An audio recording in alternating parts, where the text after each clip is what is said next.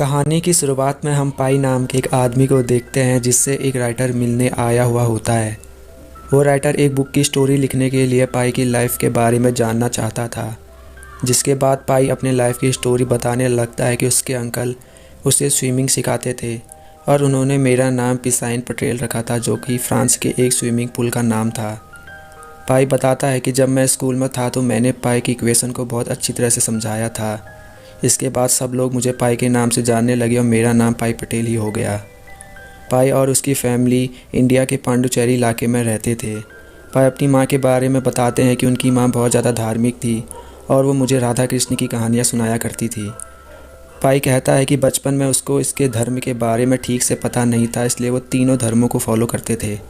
पाई के फादर का एक जू होता है और पाई अपने भाई के साथ जू में एक बंगाल टाइगर जिसका नाम रिचर्ड पार्कर होता है उसे देखने जाता है। पाई उसे खाना खिलाकर दोस्ती करना चाहता था, पर तभी उसके फादर वहां आ जाते हैं और उससे कहते हैं कि जानवर किसी के दोस्त नहीं बन सकते, वो कभी भी किसी पर हमला कर सकते हैं। अब पाई के फादर इस बात को समझाने के लिए टाइगर के पिंजरे में एक बकरी छोड़ देते हैं और वो टाइगर उस बकरी को मार देता है, जिससे पाई को लगता है कि जानवर किसी पर भी हमला कर सकते हैं। अब कुछ सालों बाद का समय दिखाया जाता है जहाँ पाई अब बड़ा हो चुका है। उसके फादर कहते हैं कि हम कनाडा शिफ्ट होने वाले हैं और जू के सारे जानवर भी बेच देंगे, क्योंकि जू की ज़मीन उनकी नहीं थी। जिसके बाद वो सभी एक शिप के जरिए कनाडा जा रहे होते हैं। अब जब पाई के पेरेंट्स खाना लेने के लिए जाते हैं तो वहाँ का एक शेफ़ उनसे बदतमीजी करता है, जिससे पाई के फादर की उस शेफ़ से लड़ाई हो जाती है। रात हो जाने पर जब वो सभी सोए हुए होते हैं तभी पाई को बाहर से शोर सुनाई देता है और वो चेक करने के लिए जाता है। बाहर बहुत बड़ा समुद्री तूफान आया हुआ होता है। पाई देखता है कि पानी शिप के अंदर आने लगता है। इसके बाद पाई अपनी फैमिली को बचाने के लिए जाता है, मगर शिप के अंदर पानी भर जाने की वजह से वो अपनी फैमिली तक नहीं पहुंच पाता और वापस आकर लोगों से हेल्प मांगता है, लेकिन वो लोग उसकी बात नहीं सुनते और उसे ज़बरदस्ती लाइफ बोट में बैठा देते हैं और पाई को यहाँ से चले जाने को कहते हैं। पर तभी एक ज़ेब्रा उस लाइफ बोट में गिर जाता है, जिससे बोट नीचे पानी में गिर जाती है और इस समुद्री तूफ़ान में पाई उस शिप से बहुत दूर आ जाता है। उस बोट में वही टाइगर जिसका नाम रिचर्ड पार्कर होता है वो अंदर आने लगता है। पाई उसे रोकने की कोशिश करता है, पर वो टाइगर बोट में चढ़ जाता है और पाई डरकर पानी में चले जाता है। वो वहाँ देखता है कि शिप पूरी तरह से डूब चुकी है और एक शार्क पानी में गिरे जानवरों को खा रही होती है। इसके बाद पाई वापस बोट में आ जाता है।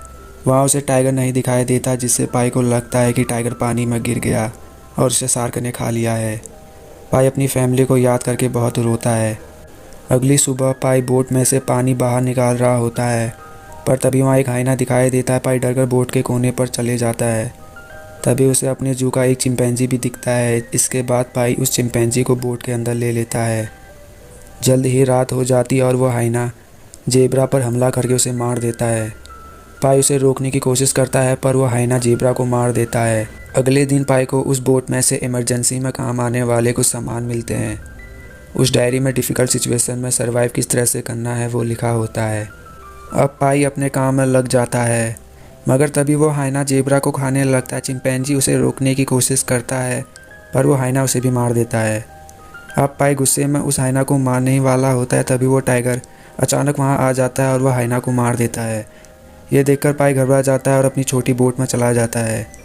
उसे इस समुद्र में फंसे हुए कई दिन बीत जाते हैं और लाइफ बोट से मिले इमरजेंसी पानी और बिस्कुट को ही खाकर वो अपना पेट भरता है। पाई उस टाइगर से दोस्ती करना चाहता था, जिसके लिए वो एक मछली को पकड़ता है और उसे मार देता है, लेकिन पाई बहुत ज़्यादा रोता है और वो उस मछली से भी माफ़ी मांगता है। फिर वो मछली टाइगर को खाने के लिए दे देता है।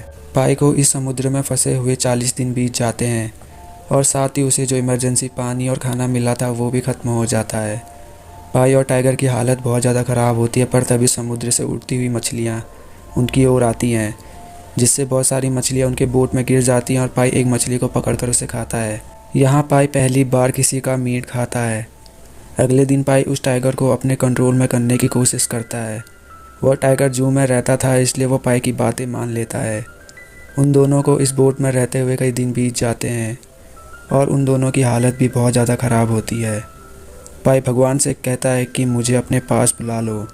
पाई बहुत ज़्यादा कमज़ोर हो चुका था, लेकिन वो फिर भी हार नहीं मानता और कई दिनों तक तैरते रहने के बाद वो मैक्सिको के किनारे तक पहुंच जाता है। टाइगर और पाई की हालत बहुत ज़्यादा ख़राब हो गई थी।